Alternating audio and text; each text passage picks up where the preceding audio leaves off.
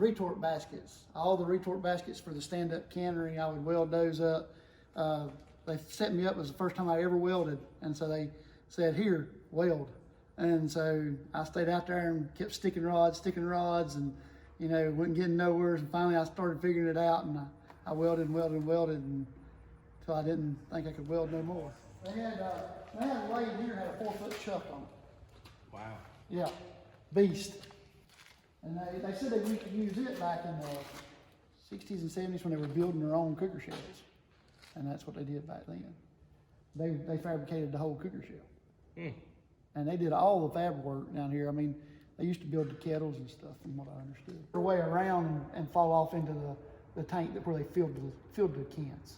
So this was the shaker shine.